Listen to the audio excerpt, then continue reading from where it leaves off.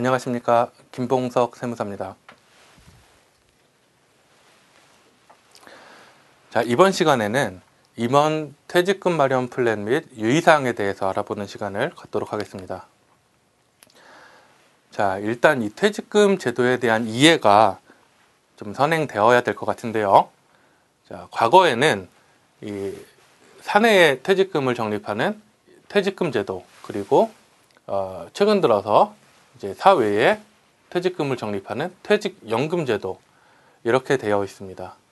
자, 퇴직금이나 퇴직연금이나요, 일반적으로 이제 모든 사업장은 가입 대상이 되는 거죠. 자, 여기서 구분하실 거는요, 요런 부분입니다. 일반적인 퇴직금 제도와 퇴직연금 제도 하에서의 DB형인 확정급여형은 운용 및 위험 부담이 회사에 있고요. 확정기여형 내지는 IRP 기업형 같은 경우에는 운용이나 위험 부담이 근로자에게 있음을 구분을 하셔야 될 것 같고요. 중요한 거는 이제 세제 혜택입니다. 자, 일반 퇴직금이나 DB형 확정급여형 같은 퇴직연금은요, 일반적으로 사내 충당금의 20% 그리고 이게 매년 이제 5%씩 줄어들어서 최종 2016년에는 손비 인정되는 부분이 소멸하게 되고요. 그 다음에 확정기여형이나 IRP 같은 경우에는 근로자 추가 납입분에 대해서 세제 적격연금과 합산해서 연간 400만 원까지 소득공제가 가능하다는 부분이 특징입니다.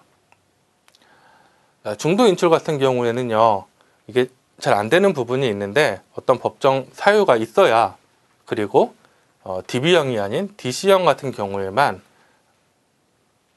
중도 인출이 가능합니다. 그 사유라고 하면 예를 들어서 무주택자의 주택 구입이라든가 내지는 6개월 이상의 어떤 신병치료, 파산, 이런 기타 등등의 사유가 해당이 되겠습니다.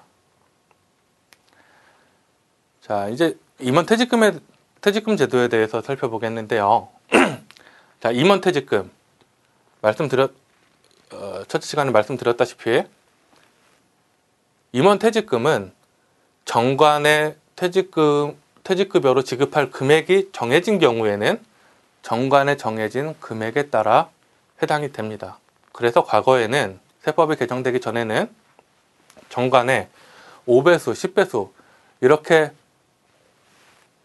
정해 놓더라도 그 부분에 대해서는 전부 다 퇴직급여로 인정이 됐고 법인에서 비용으로도 처리가 가능했습니다.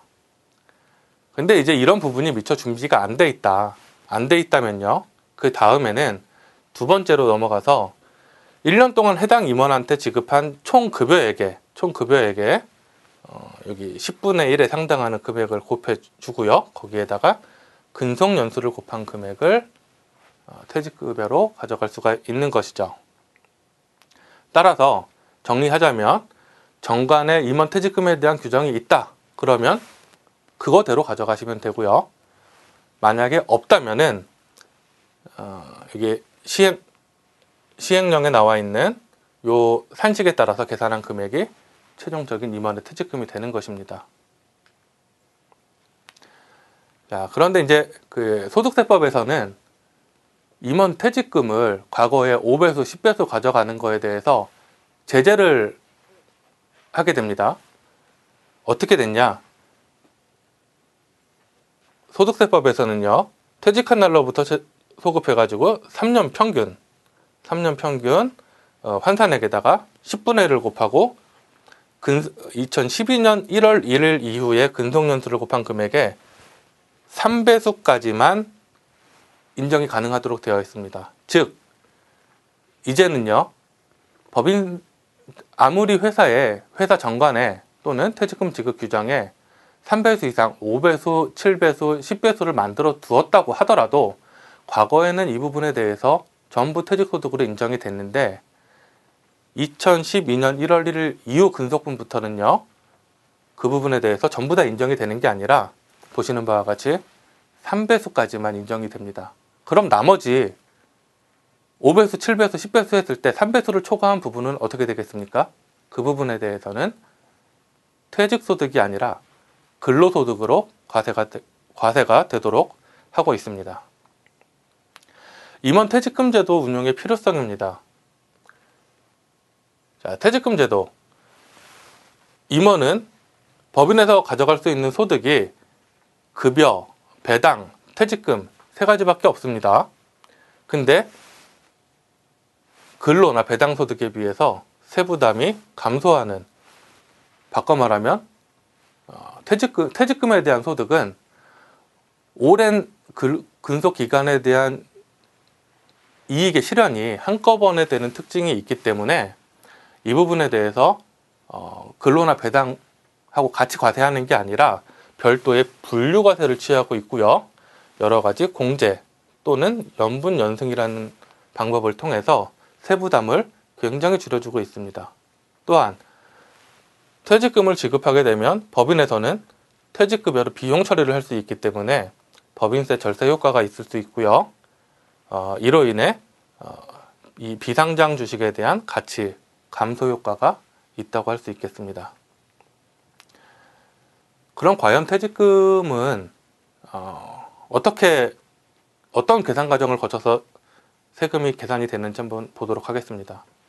회사에서 일단 퇴직금을 받게 되면은요, 이 퇴직소득에 대해서 기본적으로 40%만큼을 일괄적으로 공제를 해줍니다.